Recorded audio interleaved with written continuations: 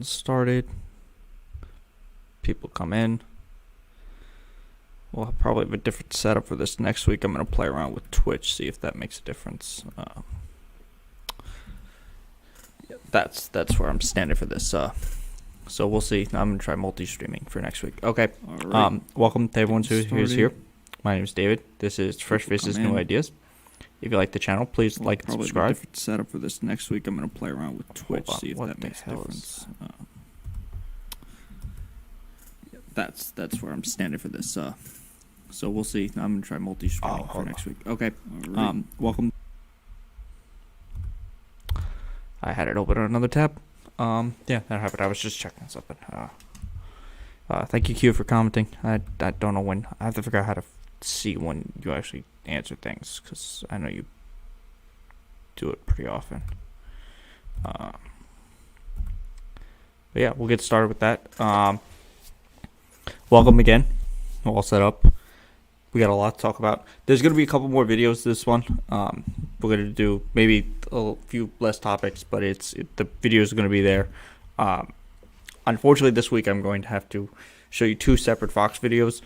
One of them is a little older. It happened earlier in the week. The other one, I think, happened last night or 2 days ago. It's relevant to the vaccine stuff. So, what do we got? We're going to talk about Trump getting banned from Facebook, some vaccine stuff, the GOP and their arguments, just the rights arguments on education, and just the absurdity of it. Jacob Wall resurfaced, and not in a good way for him. Jacob Wall is just a character. That's going to be a fun conversation. We're going to go through the second Fox clip with Pete Hegseth. Reminder, Pete Hegseth is this guy who said, "I don't believe in germs because I can't see them. That's why I haven't washed my hands in about a decade." And then he also may have actively hinted that he committed war crimes at one point.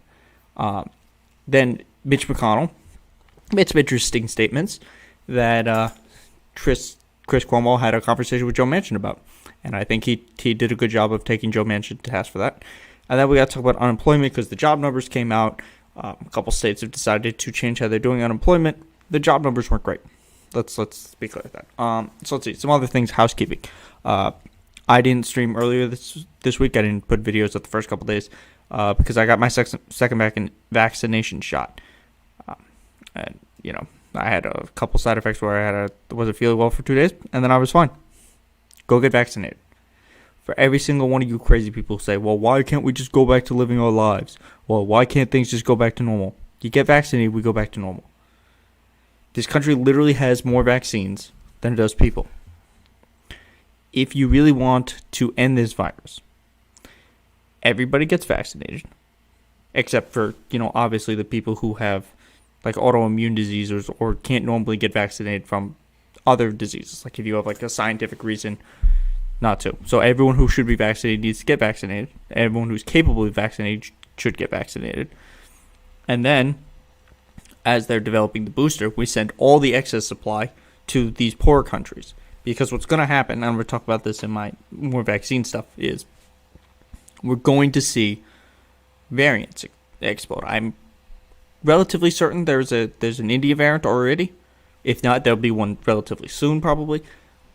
And the longer you let these variants come around without having an actual plan to deal with them, the more likely we're going to need more boosters. And then there's the off chance that they spread faster, because remember the UK variant was much faster spreading than the regular variant. And then there's the true horror scenario where the vaccines just don't work on it at all. So the goal is get vaccinated as fast as you can right now. I think everywhere in the country, if you're over 16, you can apply to get vaccinated. I know Pfizer is now applying for under 16, and I think Moderna is doing tests.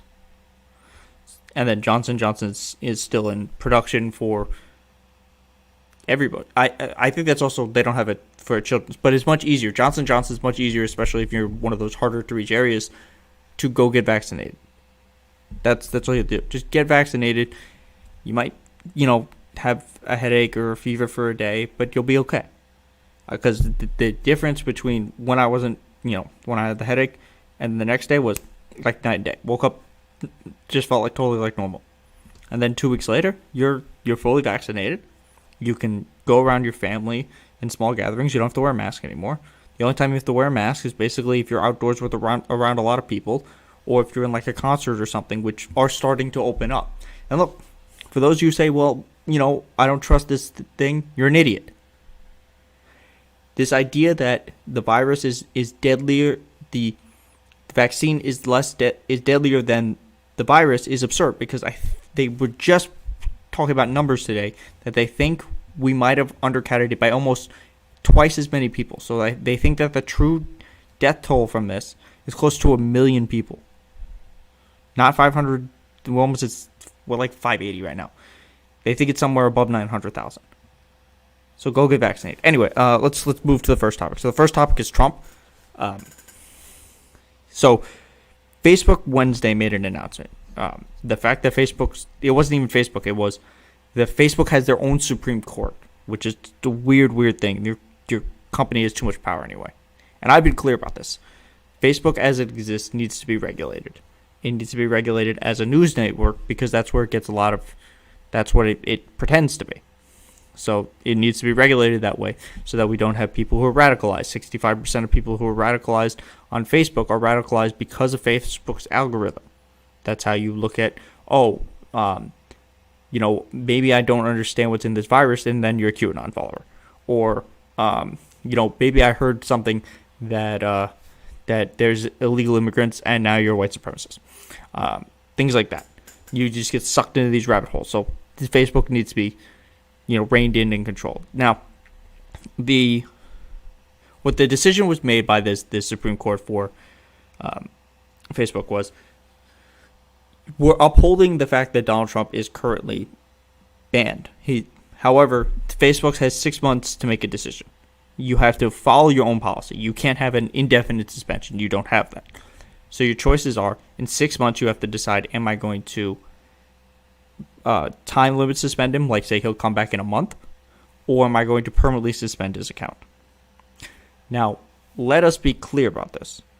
This is not Facebook taking away Donald Trump's First Amendment rights. I'm going to show you, the first thing I'm going to show you is the fact that he still has the ability to reach out to people. Because when this came out, they attempted to create a new Twitter account, because this big social media platform that Donald Trump was supposed to have is in fact like a blog. And the whole thing of it is he puts this out here, and then he can have people take that and put it on Twitter. So that's what he has going on there. So from that, they created this dummy account that ultimately got removed from Twitter, because he's still banned. He's still, like, literally in the thing I'm going to show you, he's still complaining about the election. That's literally all he does. And speaking about complaining about the election, for those of you, if you see anybody do two things: say the Maricopa County audit is going to prove anything, or see that people like Candace Owens, who are absolutely lying about this, are saying that the Biden DOJ is threatening or attempting to silence the Maricopa audit, they're lying to you. First off, the Maricopa audit is out of its fucking mind. The people running it have no idea what they're doing. This is not what they do for a living. This has nothing to do with them. They don't know what they're doing. Okay? So there's that. Currently, they are now looking for bamboo fibers in the ballots, because they think it came from somewhere from Southeast Asia. So obviously, Asia, bamboo. Why didn't they just look for fried rice on it? Or dumplings? It's because both of those are just as racist and just as stupid as bamboo fibers. So when you hear somebody say that the Maricopa County people are going to find something because they're looking at transparency, they're not. This is not a transparent process in any way. They're not telling us how they're doing anything. They're not really letting people watch. They're not allowing reporters to report on it in a significant way. The other thing is this DOJ thing. So the DOJ sent out a letter. And the letter said two things. It said, one, we need to make sure that you are not damaging or destroying the ballots in any way, shape, or form. Because by law, you have to wait 22 months before you can do anything to like get rid of the ballots. Okay? It has not been 22 months since the election. The second thing they said was, according to your own statement, you said that you were going to attempt to both physically and digitally attempt to track down and make sure certain people are who they say they are based on whatever your criteria is on voting. So from that, we're worried that you're going to use some intimidation tactics because statements like this have led to intimidation tactics in the past. So that's what we're looking at. That's all the letter says.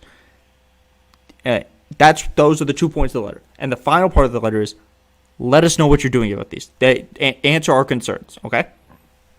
Not threatening anybody, not going after anybody.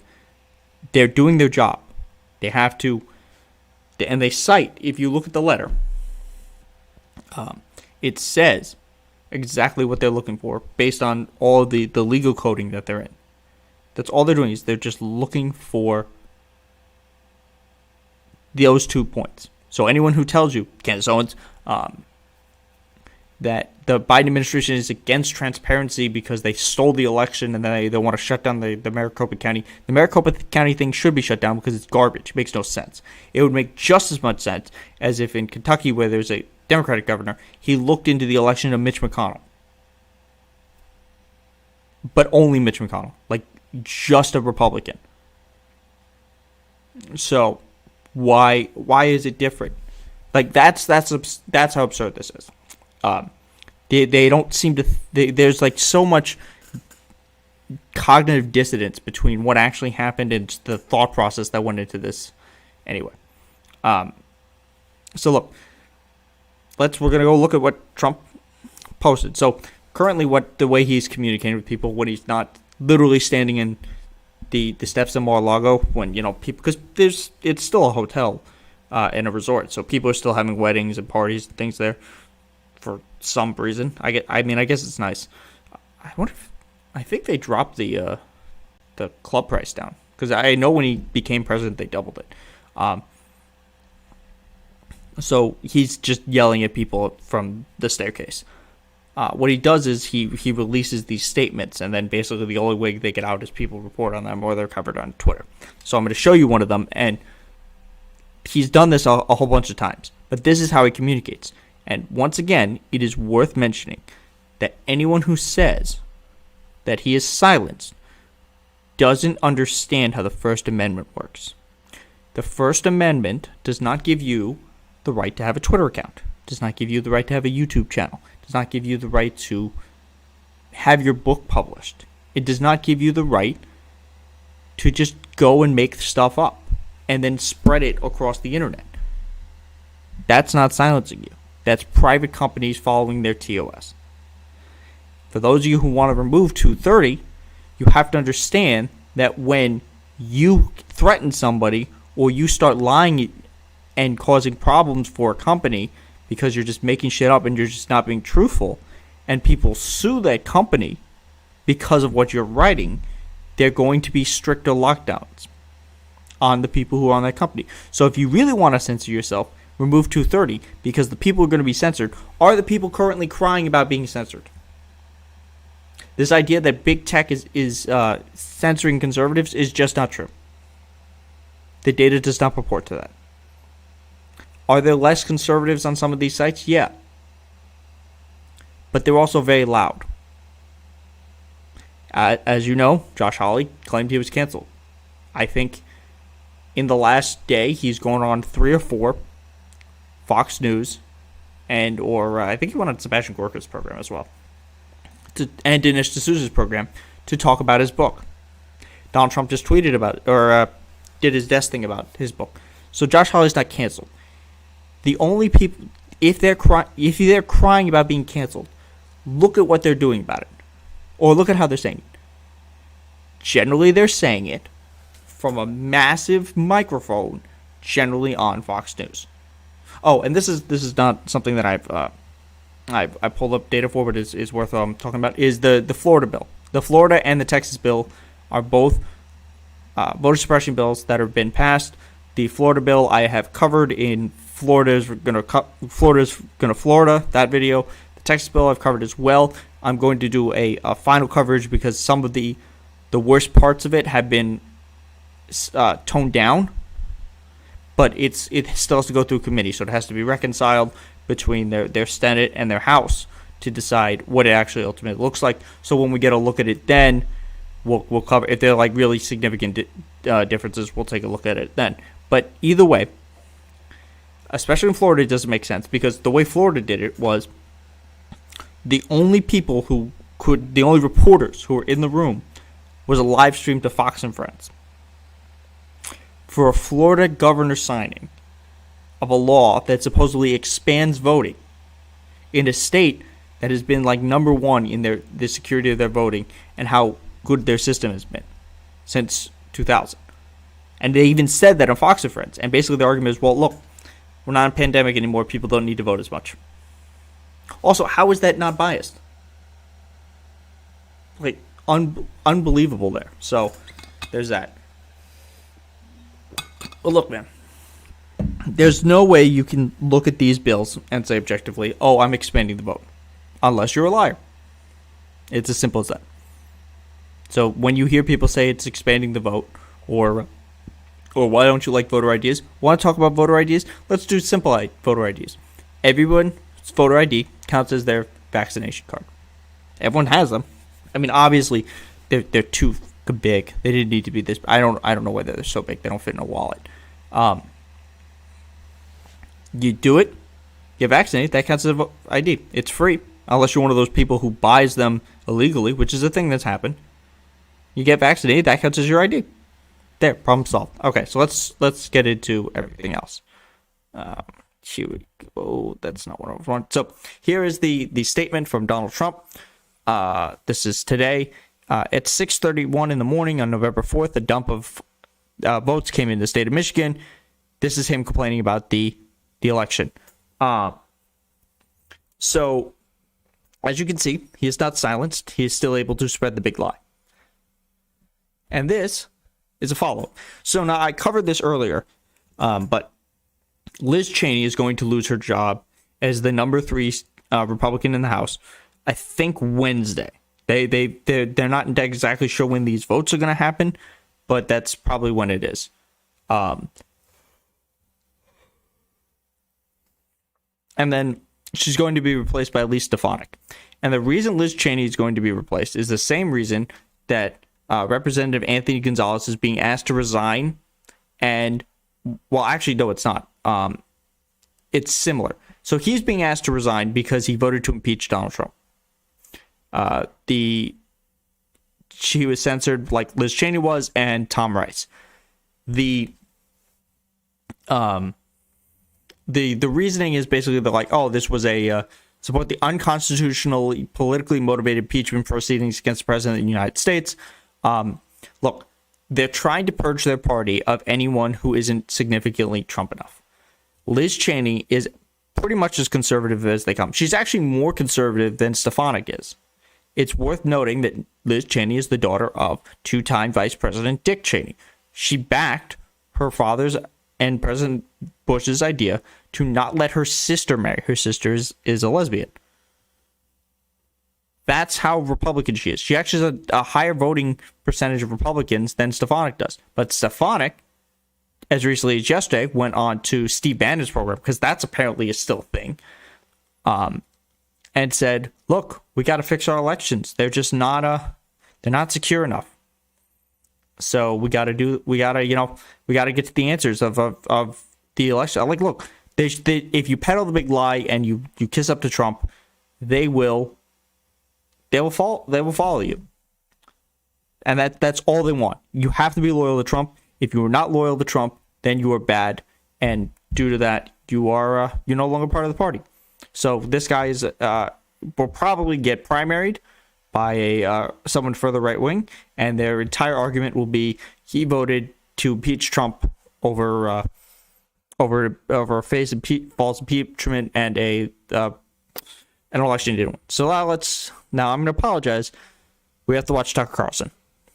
Now Tucker Carlson has made a very dangerous turn, and that is now to super anti-vaxxer. So if you tune into Tucker Carlson, what you're going to see is one of two things. You're going to see white supremacy, anti-immigrant talking points, or you're going to see straight up anti-vax. And we're not talking anti-vax like regular anti-vax, because a regular anti-vax is, yeah, you know, vaccines do work, but, you know, we think they cause autism, or we think there's other issues. Tucker Carlson's anti-vax is, the vaccine doesn't work at all, and it's killing you. It's going to kill you. That's literally what he's going to say in this video. So let's take a look at what Tucker has to say. Between late December of 2020 and last month, a total of 3,362 people apparently died after getting the COVID vaccine in the United States. 3,362. That's an average of roughly 30 people every day. Now, keep in mind, we've had over, I think it's 200 million vaccinations at this point. And look, some people have died.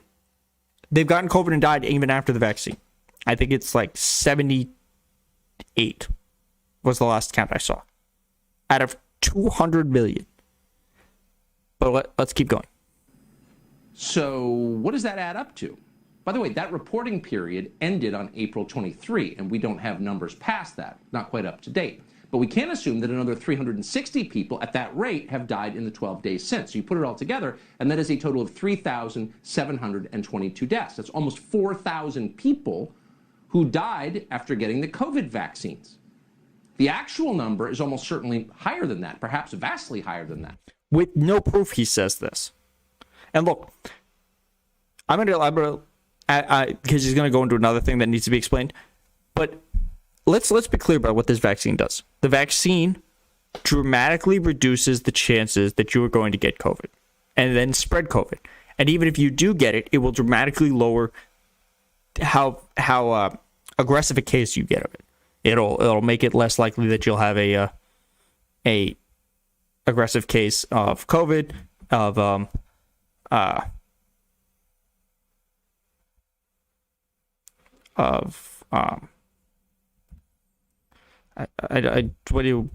does that mean?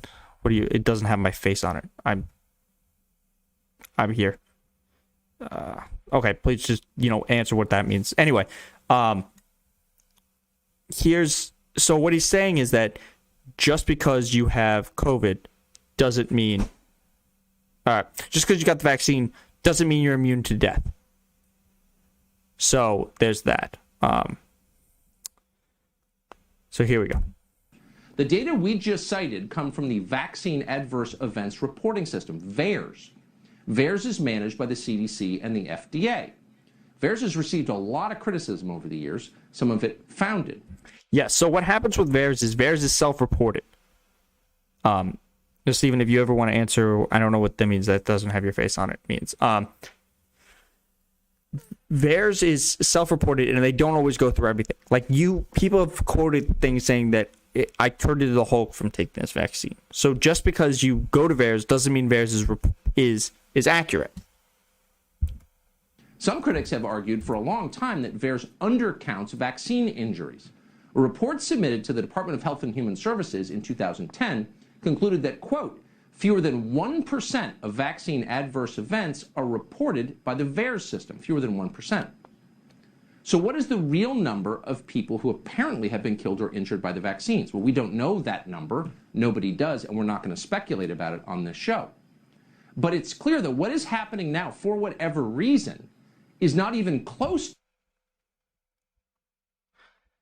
Oh, okay. That's what you're arguing about. No. So the vaccine cards, but they have all your information on it. That's the whole point of having the voter ID. It doubles who your information on. It's like if you look at my ID, my ID was taken about 4 years ago, and I look drastically different. It's a really bad picture of me.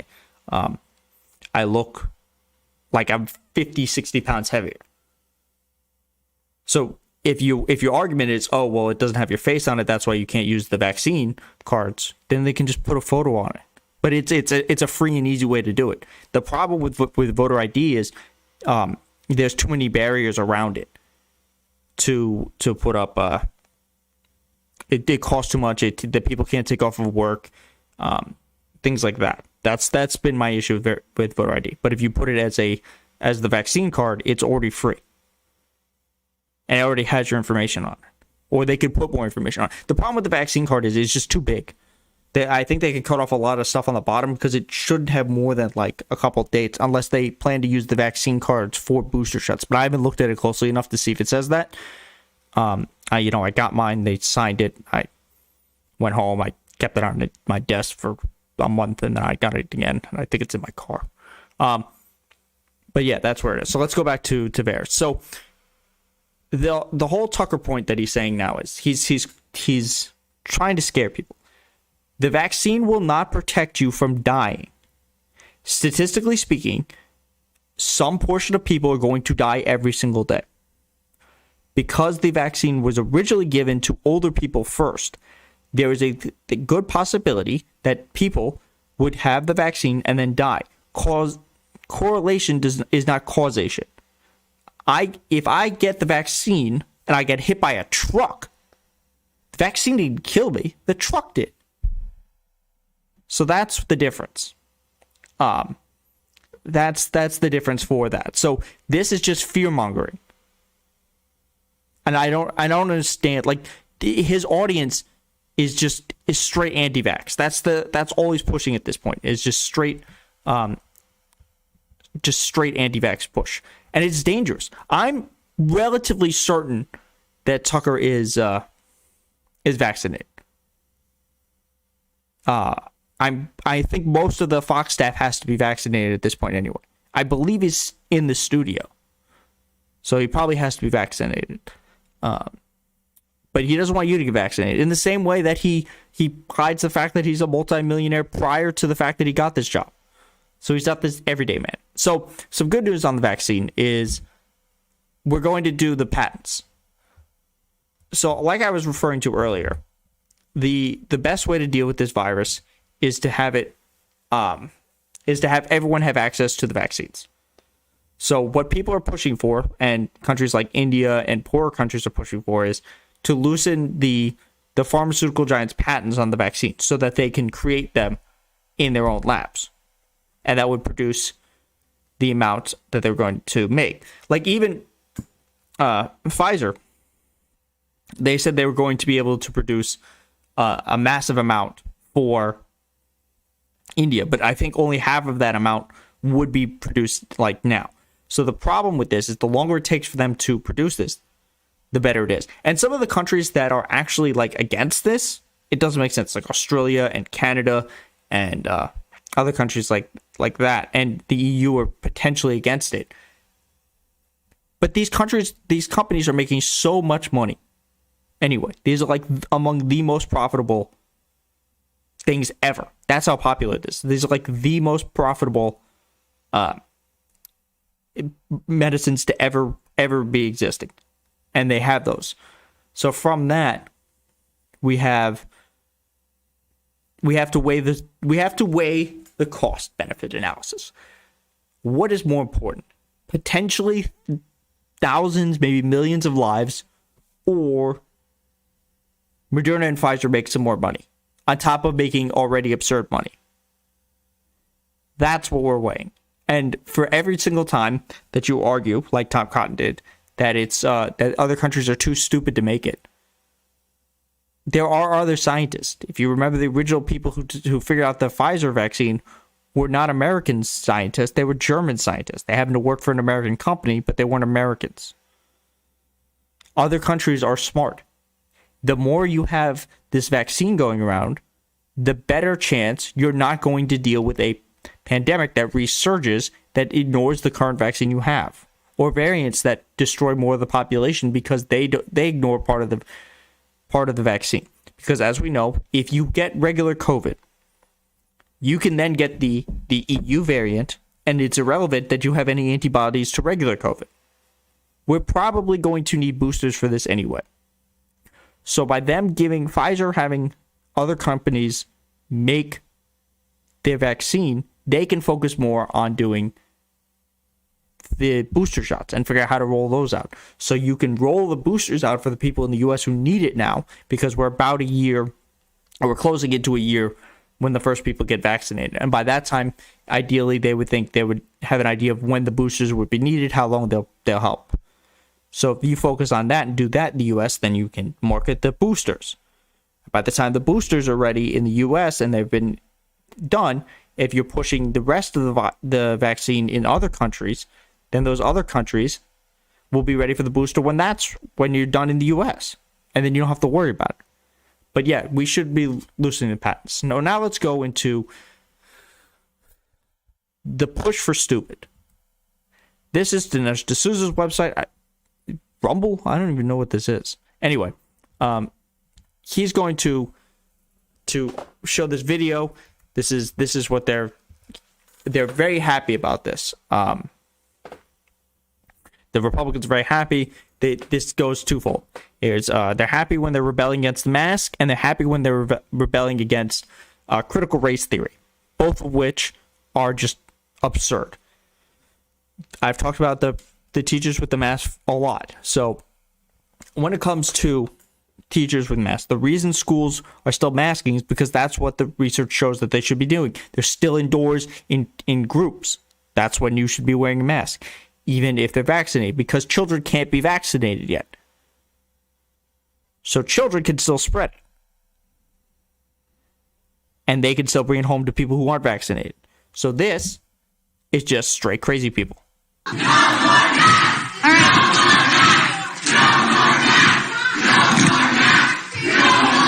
Winder, I move that we adjourn this meeting. I'll second. We have a motion to adjourn and a second. All in favor, say aye. Since they're going to leave, we're going to take control.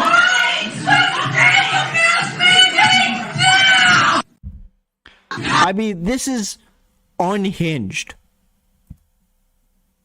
This is unhinged.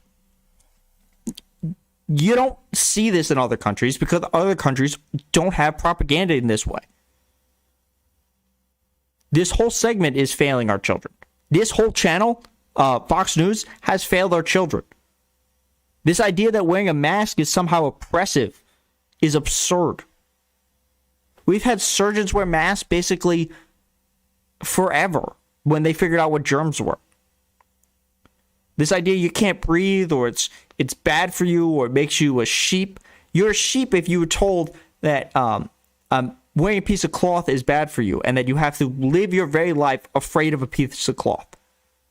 That's who the sheep are. It's not. These people are crazy.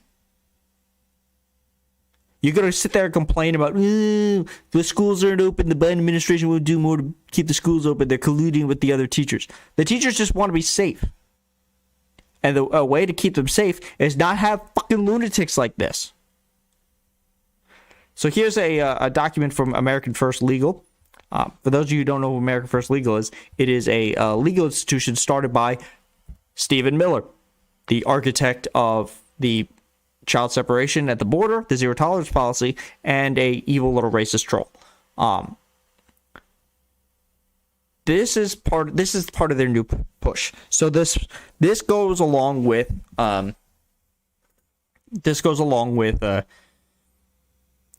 critical race theory, goes along with the anti-trans push. They're claiming that this is a vast issue, but there isn't really data to support it. As we know, when Jim Justice went on Stephanie Ruhle, she said, well, can you give us an example of this thing you're trying to ban? And he's like, no. Then why are you trying to ban it? We just are. So I'm not going to read this because I don't want you, but there's more people who are worth us reading it. And that is Tennessee bans public schools from teaching critical race theory amid national debate. So Texas Republicans are proposing to ban this as well. So they're arguing that includes forbidding teaching students that the rule of law does not exist, but instead a series of power relationships and struggle with racial and other groups. That's true. That's not what critical race theory teaches. This is the very definition of critical race theory. this is not true. The critical race theory does not teach the law does not exist. Critical race theory teaches, it doesn't really teach anything. Look, it's a thought process explaining how race has been impacted on the way laws and stuff are written, which are objectively true. It's objectively true. So they had this debate, and then they asked them, have not cited any examples from specific schools where critical race theory or similar instructions are being taught. They've cited an anecdote involving an anonymous 7-year-old whose mother said the child came home from school asking if she was a racist. Very similar version of this story is circulated online among conservative social networks in Tennessee in recent weeks. The Tennessee Department of Education does not have a position on the legislation. They're unaware of any schools where the themes outlined in the bills are being taught, nor have they received complaints about it. They're like, look, has not cited any school or district providing critical race theory, but instead pointed to the 1619 project that is same argument. It robs the teachers their ability to teach true history. Look, if you're white, you don't have to apologize for being white. You don't have to apologize for your ancestors owning slaves. But you have to understand the actual history that these things happened. And you have to understand the consequences from them. You have to understand how certain things changed how our laws work. They're not as explicit as Jim Crow, but there is still structural racism in the system that changes how African American and white people exist. This idea that you're afraid to do it, this idea that, look, this argument that you can't teach this, it goes counterintuitive to me to this argument that you have to indoctrinate children to the idea that America is the greatest nation in the world because of our freedom. We're not even the freest country in the world. Like, you can have a country and understand that it has had bad things in the past, and you should learn about the bad things that happened in the past. You should understand your history, whether it is slavery, whether it is the Oklahoma bombing, whether the destruction of Black Wall Street, whether it is the March of the Trail of Tears, whether it is all of these things. You should understand them and be taught them. Just because something makes you uncomfortable doesn't mean it's not true. And part of the problem with not understanding these things is you get dumbass statements. Hold on, is it in this article? Oh, god damn it. Like this. Like this guy, Justin Lafferty. He falsely declared Tuesday that an 18th century provision designated a slave as 3/5 of a person was adopted for the purpose of ending slavery. At which case, they started to clap for him. By limiting the number of populations in the count, they specifically limited the number of representatives who'd be available in the slaveholding states, and they did that for the purpose of ending slavery. Well before Abraham Lincoln, well before the Civil War. But then they all started applauding. Now, if you know anything about history, you know this is objectively false. The reason the 3/5, and I can't believe I have to explain, like, third grade history to a congressperson. The reason the 3/5 compromise was created was because they couldn't create the country without removing slavery. So when they came to that conclusion that they could not end slavery in the Constitution, thus making all men are created equal a slap on the face in just a lie, they also had to figure out how to count them, because the southern states wanted to count them all as part of their population to increase their power. The reason the 3/5 compromise happened was because they said, look, you don't treat them as people. You can't count them entirely as people. And that's how they came up with 3/5. So no, the 3/5 compromise was not to end slavery. It's just wrong. So the big thing to take away from this is there's a reason that Republicans push for anti-intellectual thought. It's a reason why you hear them argue about the big Ivy League schools, even though Ted Cruz, Stefanik, Josh Hawley, Todd Cotton, they all go to Harvard, Ben Shapiro, they go to Harvard, they go to, like, literally all of them except for Charlie Kirk have gone to well-to-do schools. And the reason they do that is for the clout and for the to get educated and then to get access to the circles in those schools, because those are the people who have been highly educated, they have a lot of power. That's why you go to these schools. So, one second.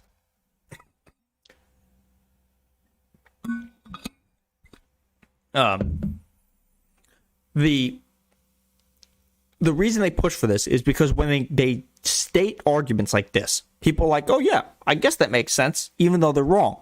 So if you push to cut history and you push to cut learning and you only teach an inaccurate and factual learning and you demonize higher education, you can continue to sell your populace on tax cuts trickle down, brown people are the enemy, immigration makes your country dirty and poorer, things like that. That's what this push against anti-education is. This idea that critical race theory is anti-American is just because they don't like the way it makes them feel to think that America has done bad things. There was currently a Republican who said they have to teach the good of slavery. They are anti-intellectual for a reason, and it's because it helps push their agenda to have less intelligent people. If you have a mass that can't understand the things that you're pushing, and that isn't going to listen to actual facts, but they're going to listen to the Facebook memes that you show them, they're easier for you to control, and they're easier for you to manipulate into following your agenda. So now let's look at this is some actually funny news. New York AG James sues Jacob Wall, Jack Berkman over robocalls. Now, for those of you who don't know Jacob Wall is he's like James O'Keefe and Roger Stone, but really bad at his job. So Jacob Wall is like this 22-year-old who started a company literally in his mom's basement. And from there, he said he did some investigations where he found sexual assault allegations against Robert Mueller. He found sexual assault allegations against Elizabeth Warren. That one was really funny. So for that one, they did an event where they found this Marine who they basically said that was like Elizabeth Warren's like BDSM slave, and that was just a crazy thing. But yeah, what he was doing was illegal. And then he's now being a lawsuit for these phone calls that they would make. So these robocalls claim that mail-in voter information would be sent to law enforcement. And this was part of their fictitious argument, Project 1599. I don't know where they came up with this, but this is what it said. Hi, this is Tamika Taylor from Project 1599, the civil rights organization founded by Jack Berman and Jacob Wall. I mean, these people are so stupid that they didn't even use like fake names for their fake company. Mail-in voting sounds great, but did you know that if you vote by mail, your personal information will be part of a public database that will be used by police departments to track down all warrants and be used by credit card companies to collect outstanding debts? The automated calls reportedly said, according to James. The CDC is even pushing to use records for mail-in voting to track people for mandatory vaccines. Don't be finessed into giving your private information to the man. Stay home, safe, and be aware of vote by mail. So this reached approximately 5,500 New Yorkers. That's why the New York AG is going after him, with more than 85,000 phone numbers nationwide. So they were deliberately targeting the black population in order to scare them into voting. Look, this is incredibly stupid. The fact that they haven't been in jail for doing other dumb, stupid things like this is insane. But this is the level of stupid that you get when you're trying to push fake IDs or fake ideals. Remember, this is beginning of the pandemic. There will be people who would listen to that and believe it. We currently have people who think the vaccine is going to put a microchip in you. And they say that in tweets from a phone that can currently be used to track you. So yeah, we're not talking about the brightest bulbs in the shed here. But good. I hope he enjoys his lawsuit. Now we got to talk about Pete Hegseth. So this is part one, and then I think the end has actually a little bit of this. The second part of because his previous statement. So he's going to talk about Ilhan Omar, and he's going to fearmonger about Ilhan Omar. They fearmonger about Ilhan Omar a lot. It's because she's a scary brown Muslim woman. Ilhan Omar has the most death threats of any member of Congress leveled against her daily. It's because of people like Pete Hegseth who say things like this. It's also because of people like what's his face, James O'Keefe, who created that fake documentary saying that she stole her election, and I want to say it was Candace who said she married her brother, but I don't believe it was her. I know there was a right-wing talking point. So let's listen to what Pete Hegseth has to say, because we're going to get some crazy stuff from here. What does unchecked illegal immigration and massive waves of refugees look like without assimilation? Pause.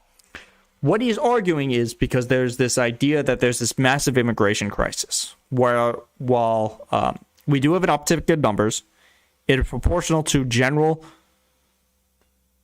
where the numbers are normally, plus whatever the backlog was from Donald Trump not allowing people in, as well as an influx from the fact that these areas were hit by 2 separate hurricanes and are having financial instability due to COVID and things like that.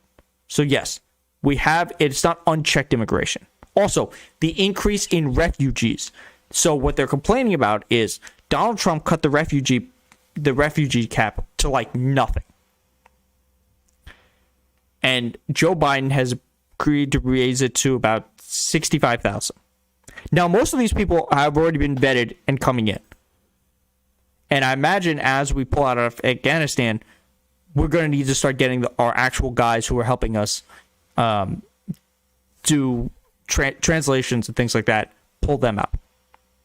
So that's what he's talking about. Also, assimilation. They always talk about assimilation, but they never say what that means. What does assimilation mean? It just means don't be brown from somewhere else. It looks like this. Actually, let me rephrase that. It means don't be Muslim and don't pretend to understand what Sharia law is. Because if you remember, there was a big scare a couple years ago among Republicans that they're pushing for Sharia law in Alabama. Globalist Joe, that's Ilhan Omar. Global Joe, just like Jake Sullivan, loves Ilhan Omar, which underscores why his refugee... That's not true. Joe Biden, as far as I know, has said nothing about Ilhan Omar. Ilhan Omar is one of the members of the squad. I don't even agree with all the things that Ilhan Omar says. Although I do know she's certainly not anti-Semitic for stating that talking about a political PAC is all about the Benjamins, because that's what a PAC is about. So he's going to fearmonger about her some more. The move yesterday is so dangerous. Ilhan Omar was a refugee. She came to America as a young girl, fleeing the civil war in Somalia.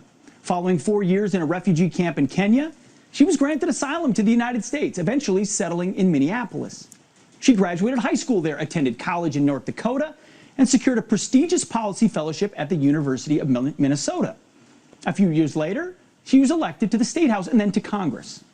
Congresswoman Omar has chosen to return American goodwill with grievance. No, look, this is always their argument. This is the same thing where we had Donald Trump argue that the people of the squad should go back where they came from, where every single one of them is from America except for Ilhan Omar. Ayanna Pressley, Rashida Tlaib, and AOC are all from America. There's this idea among Republicans that you can't say anything bad about this country if you came from somewhere else. So you actually hate America if you point out that things are not great and perfect all the time. And actually, this whole country is just sunshines and rainbows, and everyone just shits gold. Unless you're an evil pedophile demon Democrat who hates this country, if you say anything else. And that's the heart of what he's going to be saying here, is that she's not grateful enough and isn't prostrating herself along the altar of America at all times because we plucked her out of obscurity. She won twice. She won by massive margins. She's trying to make this country better, unlike you, not gratitude. You've heard her.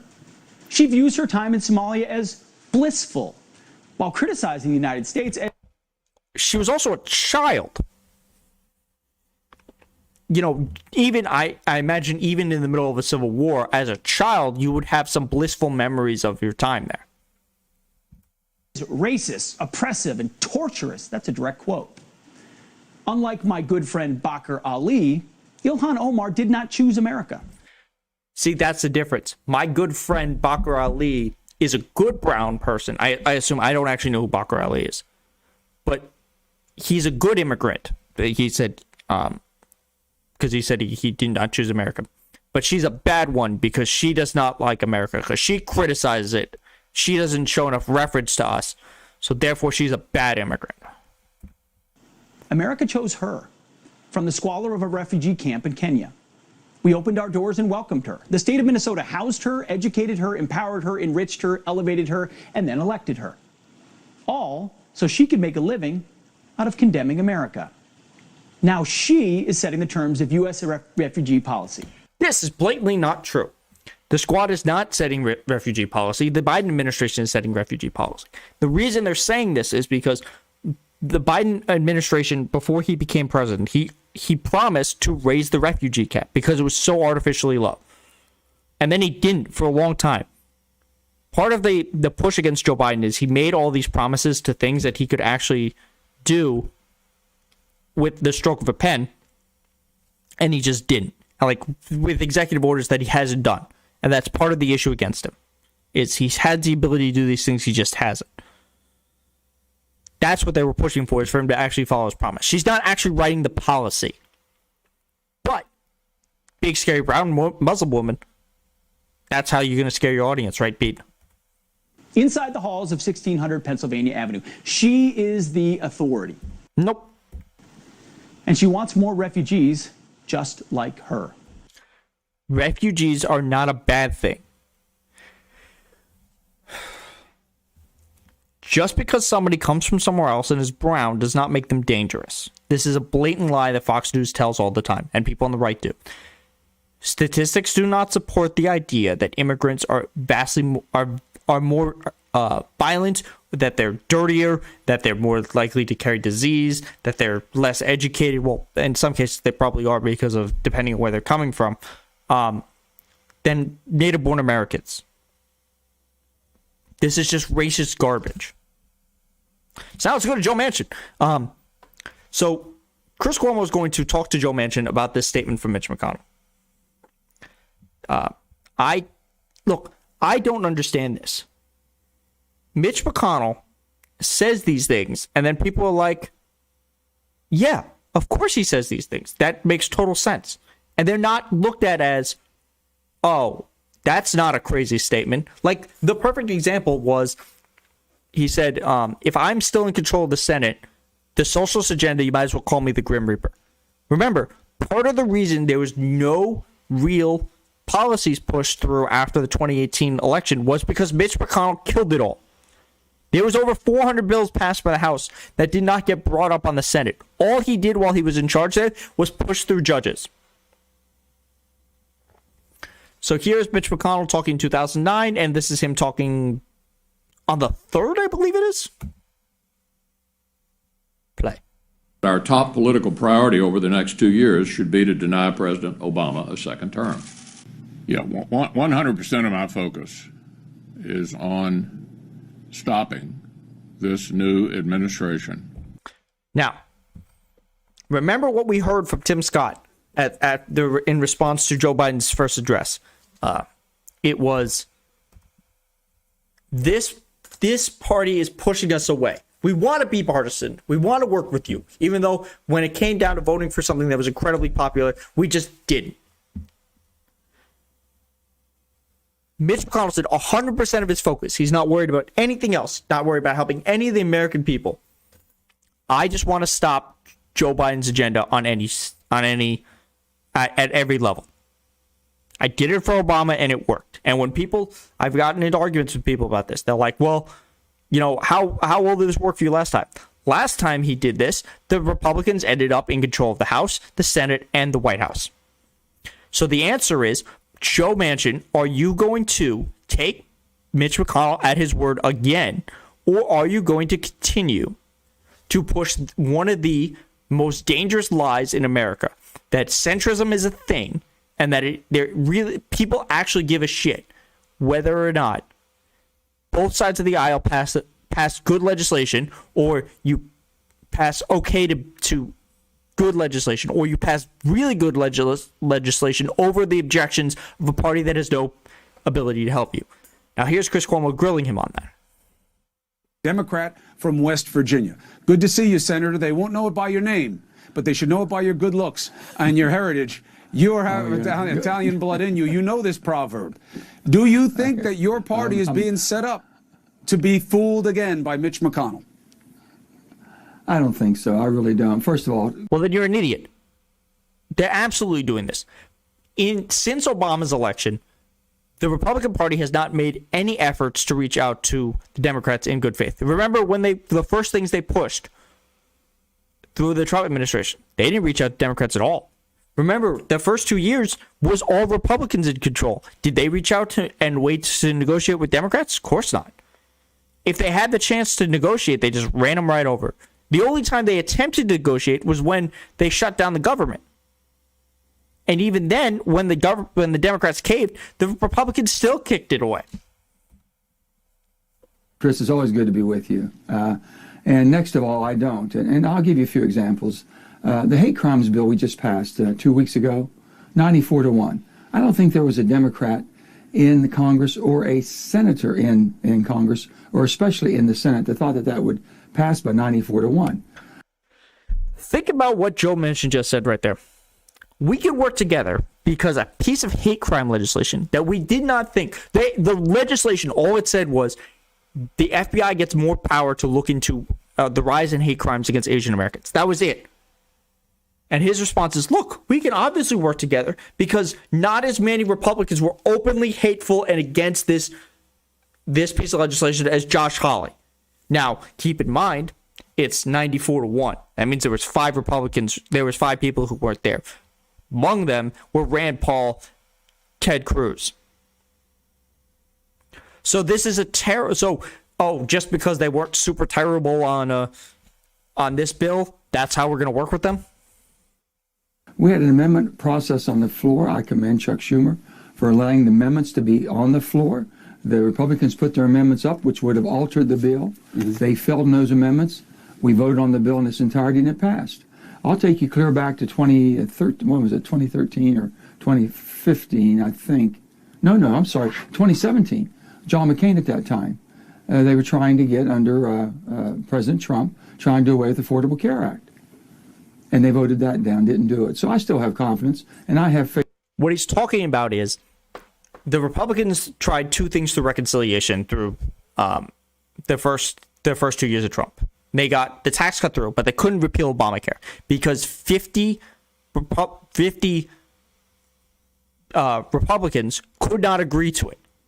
Not because they were being bipartisan, because they could have chosen. If any one of those 3 Republicans who voted against that bill had decided not to, if John McCain hadn't put his thumb down, if I think it was Murkowski and possibly Susan Collins hadn't voted against it, then that bill would have passed and they would have repealed Obamacare. So one argument is, well, look, we got more people than we thought on a piece of no-brainer piece of legislation like don't be racist to Asian people. And then on the other hand, they weren't as terrible to destroy healthcare as we thought they would be. I think we will come together. I have faith that democracy will survive, but it can only survive as the republic that we know here that we live in is if there's a 2-party system, at least a 2-party system, but also a Senate that has minority input. Now, I agree. There should be a 2-party system. There should be people like Bernie and AOC in one side, and then there should be people like Joe Manchin on the other. Joe Manchin, for all intents and purposes, is a Republican. The current Republican Party is just nonsense. They have no plans. They don't run on anything. It's all grievance and anger and lies and fealty to Trump. If we were a functioning democracy, Joe Manchin would be the face of the Republican Party. I'll remind you again, there was every year since Donald Trump was president, every year he tried to pressure my Republican colleagues to get rid of the filibuster so they... And I've talked about this, I haven't talked about it in a while. The reason the Republicans never got rid of the filibuster under Trump is because they don't have to. The things that they purportedly stood for prior to the Trump administration, they could just do with a majority. Tax cuts for the rich, reconciliation. Pass through judges, you just nuke their filibuster there so you can do it on a party line vote. Cut regulation. They could just do that without, they don't need a filibuster. They don't need the minority's opinion to pass their agenda. The difference is Democrats do, because they're trying to actually do things to help the American people. So this idea that, just because the Republicans didn't do it doesn't mean we're not going to be able to do it, doesn't make sense when you look at what their agenda is. Get passed. Overreaching, overwhelming bills that would not be good for our country. I didn't think so, and they pushed back on that. And we're talking to a group of them right now. We continue to have good dialogue. So whatever Senator McConnell, from Kentucky said, as I just heard, I don't know what his reasoning is for that, but I can assure you. His reasoning is it worked last time. What he said fully was we're 100% agreed to stopping every single piece of legislation, from Susan Collins to Ted Cruz. There are Republicans working with Democrats to want to make something happen. But will they vote? Just for some context that you laid out in the history, McCain was the one vote that stood between Trump getting what he wanted and not. There was one soul of conscience. Now, remember, that's one Republican. In order to pass anything through the filibuster, they need 10. You couldn't get 10 Republicans to agree that Donald Trump caused the violence that happened on the 6th. You couldn't get any Republicans to support the last care package. And I take your point, so I don't see that as working together. But I do agree with you about process. I think it's the right thing to do to put it into committee, have the amendments, see the markup, because then you allow good faith of process. That is minority involvement as envisioned by the founding fathers with respect to the Senate. The filibuster was not. You know your history. That comes out of Jim Crow. And even though the great senator from your state was one of the authors of how to use it, it was not from the founding fathers. It's not in the document. And it arguably has never been used to make anything great happen in this country. That's a good point. There is no proof that bipartisanship actually works on things. A perfect example is if you look at the things Joe Manchin pushed for in the American Rescue Plan. Every single thing he got his hands on and managed to negotiate was made worse by the presence of Joe Manchin having a say in it. That's just the way it is. Well, I think my argument to you on this, for the sake of discussion, the Senate was designed to be different. I think you'll agree on that. Yes. And Robert C. Byrd used to explain to me, because when I was governor, we would talk, and he was a great mentor and a great friend. And I said, Senator, I don't know much about the Senate. Explain to me why is the Senate so different? He said, Joe, the best way for me to explain it is that why does every state, can you imagine a little state of Rhode Island, a little state of Connecticut, of Delaware, having the same representation in the great body of the Senate? Keep in mind, Joe Manchin doesn't believe that the people in D.C. deserve statehood. He doesn't think that he can do that. He's wrong, but he said, I don't think that we should vote on that.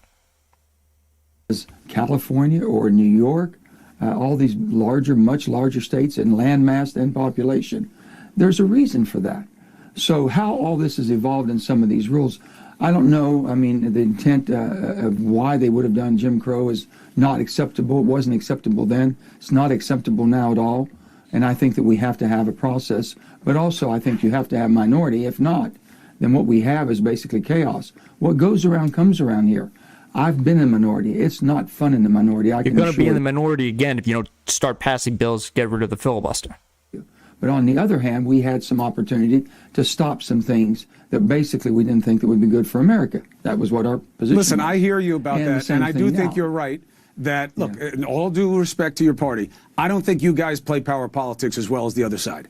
And I think that if you were to get rid of the filibuster, McConnell would use it against you guys when he gets back in power, and it's only a matter of time, in a way that you never even thought of using it. So I hear you on that. Well, he could have used it already. But I'm just saying, Senator, right now you have infrastructure, you have needs for families, you have a lot of gross deficits that you're dealing with. There's a chance that you get none of it passed. Forget about, background checks or anything like that. Let's see what we've done already, Chris. Yes, sir. Look what we've done. $1.9 trillion. Look what we did last year in all bipartisan way. Look what we've done this year. We didn't do it with a bipartisan way, but we did it because it needed to be done with the pandemic that we had. We did it at 1.9 trillion. But you didn't do it bipartisan. Input from the. No, we had a process of bipartisanship to a certain extent. But then there were no votes. votes. There would have been more, but there wasn't. But there was one. Well, we never. We didn't try. We had some votes as far as in the. But they went through the reconciliation process, Senator. As you know, you went through reconciliation because they weren't going to work with you on it. McConnell had it locked down. But then basically. Then we did the hate crimes bill, and we went through a process where we had amendments on the floor. Let the bills go through. The bill went through, and they basically spat in your face the whole time. And he just, look, I don't understand if he's a glutton for punishment or he just likes to get kicked while he's down. But this is not a realistic way to look at the world. They don't want to help you. They literally just said it. Let's look at this infrastructure bill, truly on traditional infrastructure, and then one on human infrastructure. And basically look at the pay-fors that we're willing to. And what if none of the Republicans will vote at the end of it? Would you reconsider how to get it done because you know how important it is? Well, then you have to basically look at what package we put forth that was reasonable, that basically everybody had input, and even if we made adjustments, let's say with amendments, and at the end of the day they don't vote for it, then we'll have another discussion then. So you're open to another discussion if they show bad faith after you give them due process? Well, you're talking about reconciliation. You're talking about starting out with reconciliation. No, I'm not. Where there's very little input. No, I'm not. I had argued your point. No. So he's misconstruing reconciliationism. Reconciliation says you only need 50 votes to pass it. It doesn't mean you can't get more than 50 votes. They can still have input and stuff. Reconciliation isn't, here's the bill, vote on it, you're done. You have no say. They still have an amendment process through it. So at the end, it just changes the vote count. That's the difference. You can still have this process that Joe Manchin wants. It just doesn't mean the minority gets the power to kill everything. If you want elections to actually have consequences, you would remove the filibuster so that the minority cannot stranglehold the entire country by blocking every single piece of legislation that doesn't need a 50 vote threshold. Consistently, I think you guys are making a mistake by forcing the process and allowing them to claim high ground and saying, look, they won't even let us look at these bills. They give us no input. I think you should have the amendment. I think you should have the markups in committee. Go ahead, sir. Okay, we agree on that. Joe Biden has got more done in 100 days. But not with them. Any president in my time that I can recall. Not with them. Basically, he got more done. He's put a plan out there, and he got more done. But not with them. We got it done, okay? And but we're not moving with in the right them. direction. Not with them. But you've heard Joe Biden. He wants it to work. It will work. But they don't want it to work. He just told you, I'm stopping the administration. He just said it to you. You don't know. You don't. He just said it. That was one person. He's the head. That's one person. That's Mitch McConnell. You know who beat Mitch McConnell? Donald Trump. That is it. Mitch McConnell's gone his way on everything except when it came to Trump. And that's it. He's the leader. He's not controlling all of that. I can assure you. Okay, I'm done listening to Joe Manchin. We're going to go to this very quick. Look, Joe Manchin is wrong on every single point he made there. The Republicans cannot be clearer than 100% of our plan is to stop this administration. So let's look at this. So the unemployment numbers, the jobs numbers came out today. We ended up with 266,000 jobs, which was significantly lower than the projection. Now keep in mind, we're still something like 8 to 9 million jobs in the hole. One of the statistics I don't like to see is that this is Joe Biden has produced more jobs than any other administration ever. Yeah, probably. He also started with a 20 million job hole. So this is the same thing like right when the pandemic started, the stock market crashed like really hard for like a week straight. It just crashed. And then one time it jumped up a little bit. But the percentage of it jumped up was like the largest in history based on statistics. Because when you have such a tiny bottom, when your bottom is so much below the norm, any little jump looks like it's much better. So anyway, the argument the Republicans making is there's too much unemployment benefits, and that's why people can't get jobs. So South Carolina and Montana are ending the federal pandemic unemployment bonuses. So what they're doing is Montana will give a $1,200 return to work bonus paid for with funds. So instead of giving you 4 weeks of the unemployment, they're going to just give you one check and hope that you do it. And now South Carolina is not even doing this. This is just not true. So look, let's close this and start wrapping this up. Look, if unemployment which is, I think it's half your wages or 75% of your wages plus 300 is more money than what you're offering, the issue is not unemployment is too high. It's you're offering starvation wages. Part of the thing that's going to come out of this pandemic, I believe, and this is going to hurt the restaurant industry the most, is people realize that the government can help them more. They also realize we don't have to live on these starvation wages as much. So for industries like the food industry, which minimum wage is something like $2.30 for tipped workers, they're not going to have the same amount of people coming to them because people have had time to look for other jobs and they've now had a little bit of money because of the unemployment. So they're going to force people to give them better benefits like they earn. A living wage is not $2 on tips. That means for a tip worker, they have to work almost 4 hours to equal 1 hour of regular minimum wage. You can't that means for every hour you work, you need at least $5 in tips just to equal the normal minimum wage. That is absurd. If you offer people better benefits, they will come work for you. The American people aren't just trying to be welfare queens. That's just such a terrible statement. What they want is work that will provide them with the money that is fair. This is why Amazon totes their $15 minimum wage, which is higher than the minimum wage anyway. But if you look at comparable warehouses to Amazon, the minimum wage that have unions is $19. So you have to compare things fairly. No, ending unemployment benefits will force people back to work. It will force them back into the same system we had. It is a good reminder that a vast majority of Americans could not survive a surprise $400 shock during the Trump administration, which apparently had the best numbers ever for unemployment.